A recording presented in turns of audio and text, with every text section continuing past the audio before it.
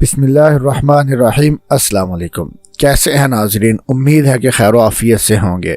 آج ہم بات کریں گے کہ کچھ دن پہلے نکاح نامے میں ختم نبوت کا حلف نامہ شامل کرنے کی قرارداد پنجاب اسمبلی نے متفقہ طور پر منظور کر لی تھی۔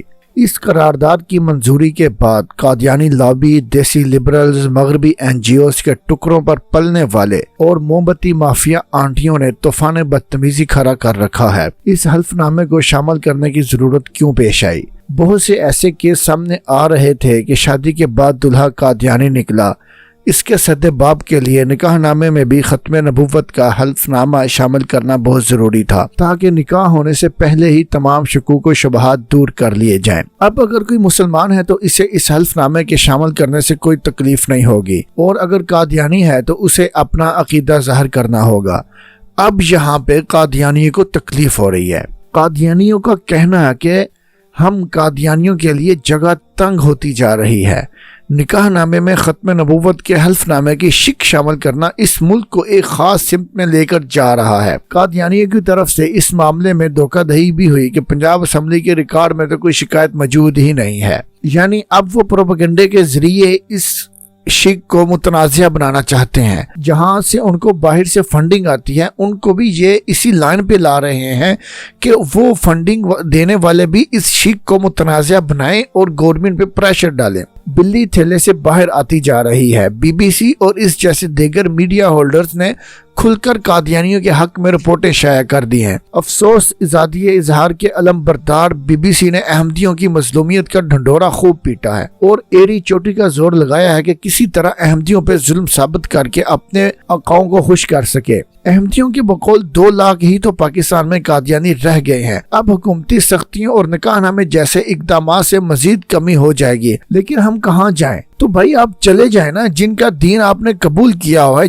جن کے نبی کا کلمہ پڑھا ہوا ہے آپ انہی کے پاس تشریف لے جائیں۔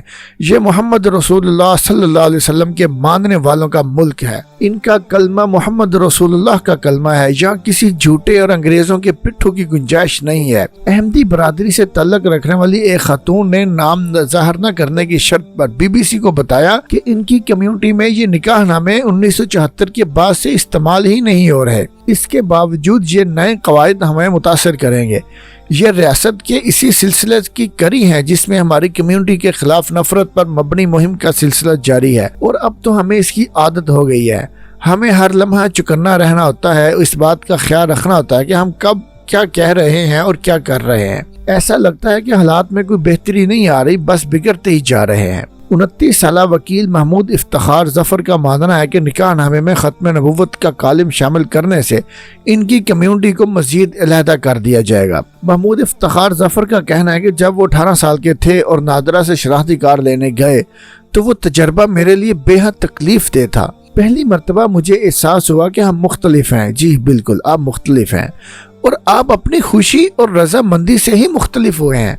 اصل اور حق والا جو دین اللہ رب العزت نے محمد رسول اللہ پر جبریل علیہ السلام کے ذریعے نازل فرمایا، آپ نے خود وہ دین چھوڑا اور ایک جھوٹے اور کذاب شخص کے پیچھے چل پڑے۔ اب بھی وقت ہے، قرآن و حدیث کا مطالعہ کیجئے اور اللہ کے سچے رسول آخری الزمان خاتم النبیین حضرت محمد صلی اللہ علیہ وسلم کا کلمہ پڑھ لیجئے۔ دنیا میں بھی خیر ہے اور آخرت میں تو خیر ہی خیر ہے۔ یہ کافروں کی دولت کے اوپر جو آپ اپنے جھوٹے نبی اور جھوٹے دین پہ کھڑے ہیں، یہ صرف دنیا کی حد تک ہے، آخرت میں اس میں سے آپ کو کچھ نہیں ملنے والا۔ اب بھی وقت ہے، صدق دل کے ساتھ دین حق کا مطالعہ کیجئے، حقائق کو جانیے۔ احادیث موجود ہیں، قرآن کی آیات موجود ہیں، ان کا مطالعہ کیجئے اور دین حق کو اپنائیے۔ دنیا اور آخرت میں آپ کی خیر ہوگی۔ ہم حکومتی اقدام کو بھی سراہتے ہیں جس سے حکومت نے اسلامیہ نے پاکستان کے دل جیتنے کی کوشش کی ہے، مسلمانوں کو اس فتنہ پرور گروہ سے تحفظ دینے کی ایک کاوش کی ہے۔ دعا ہے کہ اللہ اس کو ایسے مزید اقدامات کی توفیق سے نوازتا رہے۔